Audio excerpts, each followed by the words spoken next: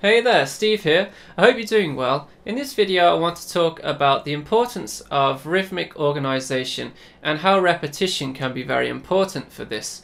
And hopefully by the end of this video you'll be able to apply these ideas to your own songwriting, so you'll be able to see how repetition can be important to crafting your own song ideas. So in popular styles and classical styles of music, when it comes to writing melodies or ideas, there's usually two things that are stressed.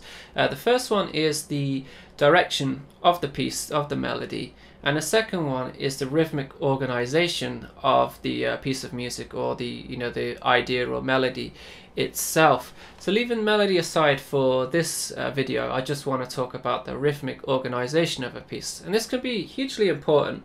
And even in math rock, where it seems to be that it's lacking some kind of repetition of rhythmic structure, there's actually quite a lot going on underneath. Leaving melody aside for this video, I just want to talk about the rhythmic organization of pieces. And even though repetition can seem to be lacking in math rock, it actually occurs quite often, but it's done in clever little ways. So to demonstrate a few examples of different ways we can organize rhythms and how repetition can work in math rock songs that already exist, if we take the intro to Chinchilla by This Town Needs Guns, for example, from the wonderful album Animals. What's going on there, eh?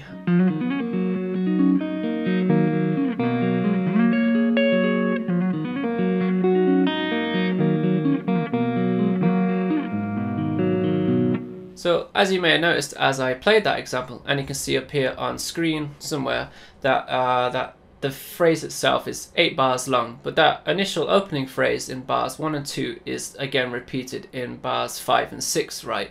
And in between that you got two variations of the same kind of thing. So repetition has been used there quite nicely, right? So it's not kind of boring, you come back to that initial idea, but the idea changes afterwards. So for another example of repetition, if we jump to the end of that song, we have this.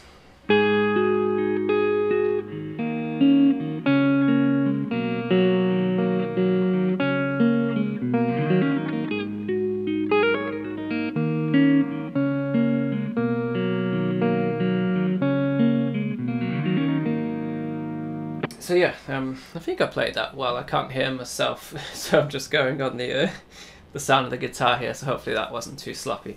But yeah, that one there is an example of how two phrases of the idea can be almost exactly the same, but there's a little nuance in the difference there with the, the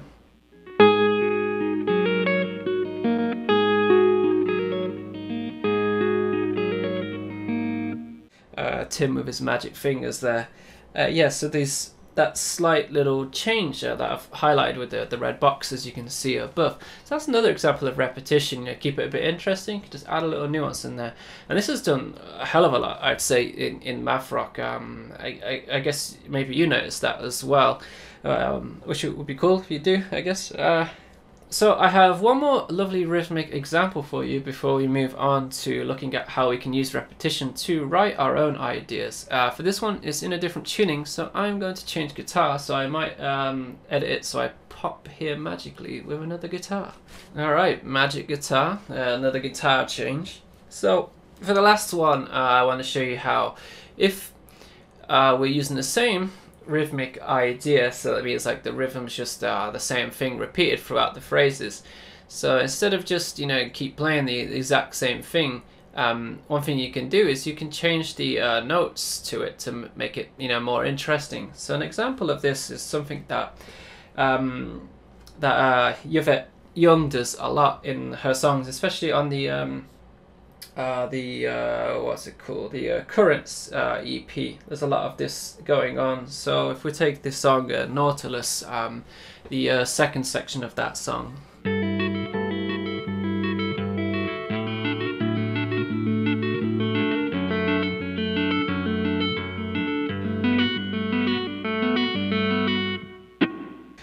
yeah, again, I can't actually play my guitar without the amp. It's plugged straight in, so I'm hoping that sounds good enough anyway. But yeah, you can see there that again I have it on the screen for you. So the rhythm is just the same rhythmic idea, right? You know, it's the same division all the way throughout the phrase there. But to keep things interesting, instead of just sticking on the, you know, instead of just sticking on that,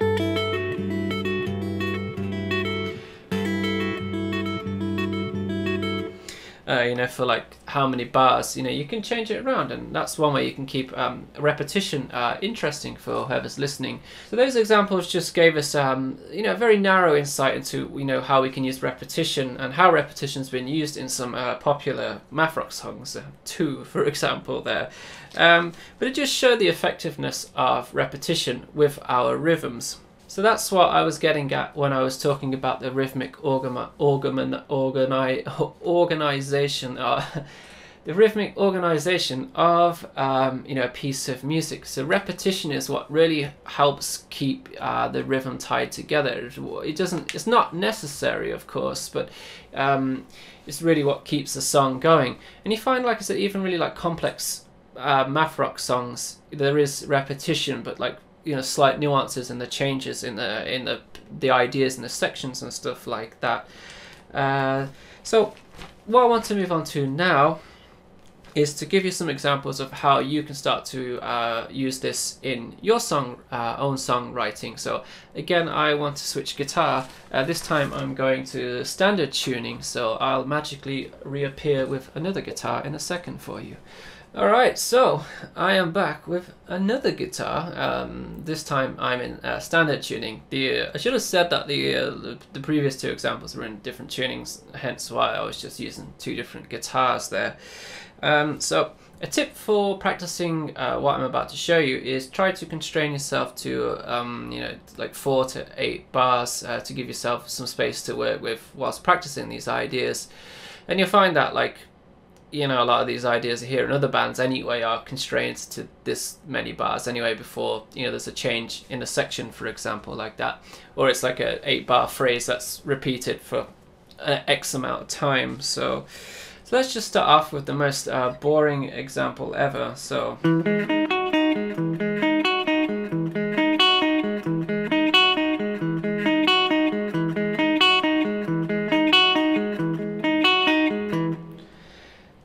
yeah, you know, that's a textbook definition of a really bad thing to do with melody, is just aimlessly float around in circles and not really take it anywhere.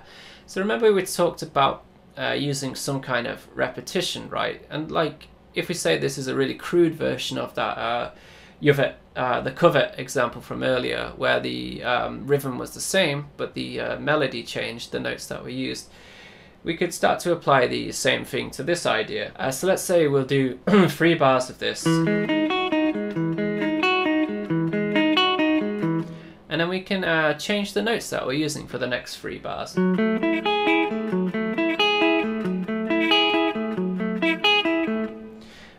It's still pretty bland, right? But now it's become slightly, ever so slightly more interesting, I would say. Yeah, so taking inspiration from the chinchilla example at the start, we could start off with the same phrase. We could start off with the initial phrase of, and then we could throw something in for 2 bars, let's say, or 1 bar, whatever, and then jump back to that, and then we could add something else, and then come back to the repeat of the initial phrase again. So an example is what I came up with this.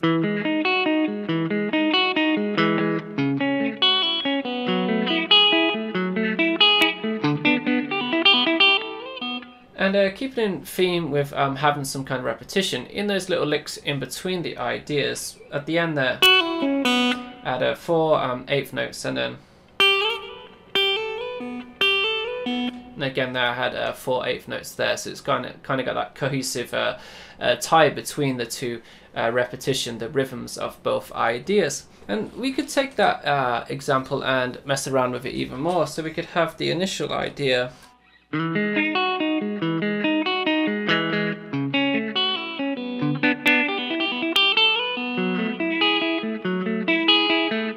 So mix it around that way. And lastly, I thought, well, this rhythm is not, it's not the best, is it? We could change it up a little bit. Oh, we didn't even have to change the rhythm. We could change the order of the notes.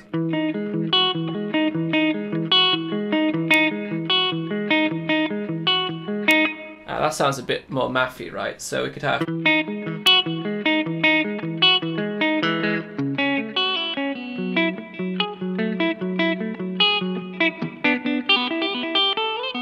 Yeah, so we could theme it that way, and it's slightly more interesting that way, I would say. Well, I'm much more happy with that way. It maybe still be fairly simplistic, but it's on its way to being a formulated idea when we think about, you know, the use of repetition. And so yeah, that's just, you know, very small what would you call it, like a perspective of what we can do with repetition. But I took that initial idea, right, and by thinking about repetition, I was really able to expand on it, and it didn't take me too long at all to come up with those kind of things. And this is something I do quite a lot in my songs, and it's something that maybe you haven't considered before. So I was hoping this video would give you some insight into you know, a new tool you can add to your songwriting toolbox when it comes to crafting such ideas. And you know, I'm still learning all these things myself, so it's great to, you know, keep coming up with new ideas and thinking about new things to show to you guys and girls. So I think that'll be it for you know, this video. I had quite a lot to cover. I didn't cover the aspect of like the direction of, you know, the melody or the idea. I'll keep that in a separate video because I think that's a complete separate topic from this. So let me know if you do want to see that video, and I will make that one for you, because it's equally as important as you know, the rhythmic organization and using repetition is the direction of our ideas, right, where we're taking them. Like I said, you don't want to just float around in you know, circles like that. You know, you just got to go somewhere, right? So I want to say that I have started having a Spotify playlists up on my website. So if you want to check out some of the music I'm listening to, or some of the math rock kind of emo kind of bands that I recommend, then you can head over there. Today I uploaded some of the Japanese math and emo style bands that I enjoy listening to. As always, thank you for watching. If you'd like to support me, I'm on the Patreon, and also I am what do you call it? I have merchandise. That's it, merchandise. Yeah, we got some. I don't have mugs at the moment, but I got T-shirts with that on it and some other things as well. So that's all in the description for you. Not very good at that, am I? Okay, as always, thank you for watching, and I will see you next time. Forgot to say, all of the materials in this video will be on my website, and you'll find that link in the description. Thank you for watching, and I will see you next time. Goodbye.